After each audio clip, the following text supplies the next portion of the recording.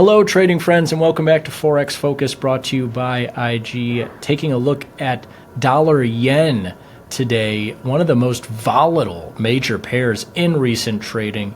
Dollar falling below 147 against the yen. And if you haven't checked in on dollar yen in a few years, you might say, holy smokes, that is expensive for US dollar. That dollar must be doing really well in recent trading, but actually falling 400 pips in recent trade against this yen. And if you've been watching dollar yen closely in recent weeks or recent months or recent years, you'll know that 150 has become relatively normal for this dollar yen market. And it's spent a lot of the last month of trading up there, either above 150 or near 150, which if you widen out the lens, which we will in a second, it is really historically high. It's actually 150 is approximately a 30-year high level for dollar versus yen. And right now, in the midst of what could be just a short-term fall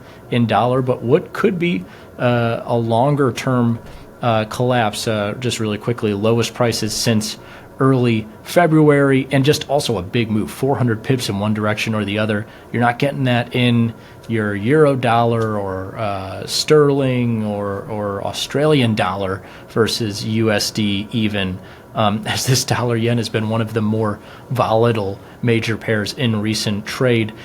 And it's been one of the more volatile major pairs in the last several years as well. If we widen out the lens and take a look at this dollar yen piece, we'll see a huge historic range. But first, let's take a look at why we've gotten to these recent low levels.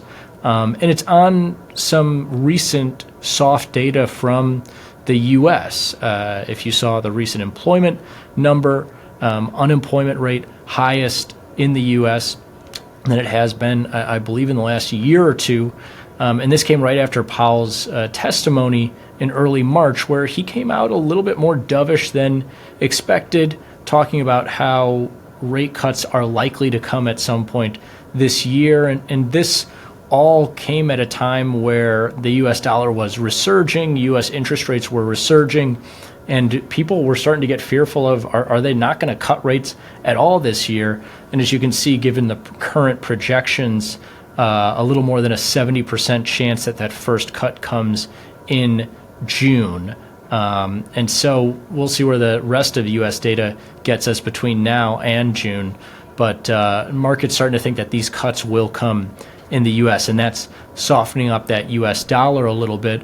But also this could, the future movement in dollar yen could come from the Japanese side, right? And what the Bank of Japan is looking for is kind of the opposite of what the U.S. is looking for, which is, let's get some higher numbers in here, because they never saw the amount of growth that the U.S. saw, but that's a tall order, right? The U.S. is the largest economy in the world, hard to compete there, but they also didn't even see as much growth coming out of the pandemic as Australia and the Euro area and the UK and Canada and these other major economies.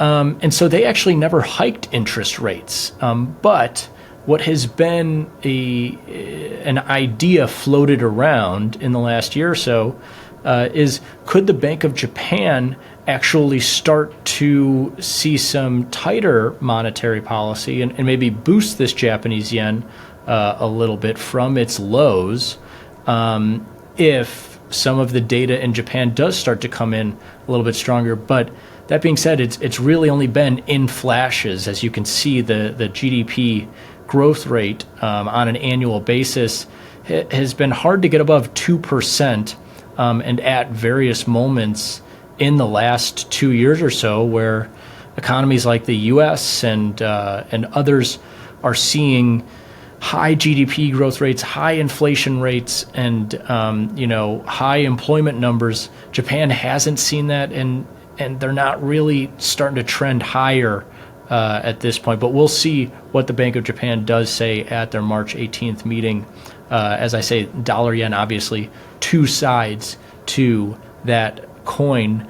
But I do want to look at some historical prices here, because if you don't care about the fundamentals, you can look at this historical chart and take it one of two ways. One, the trend follower might think, oh, well, this is a market that's breaking out and it's going to continue on from 150 to 160 and 170 in these new historical highs. If you're a contrarian, there's a lot of room for this to fall, right?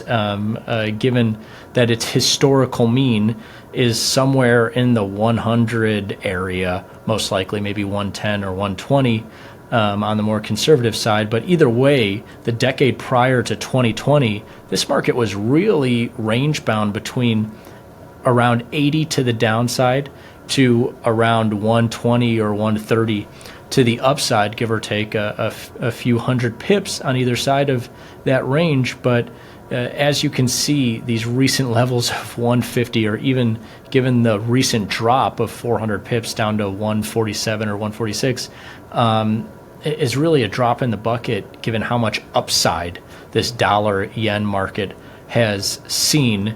And so we'll see if there is a reversion given either U.S. softness or Japanese strength or a mixture of both, or if the U.S. dollar strength continues, you might see some more historic prices above 150 or even close to 155 or 160. IG clients are on predominantly the short side of this market. 67%, about 2/3 of clients with positions in this dollar yen market are short dollar and long Japanese yen. So on that more contrarian side. Now, of course, no one can tell the future. The people with positions don't necessarily know where this market is going, but majority on that short side. We'll see where dollar yen goes from here, but starting to see a little bit of reversal from those historic highs and a little bit of Japanese yen strength relative to that US dollar.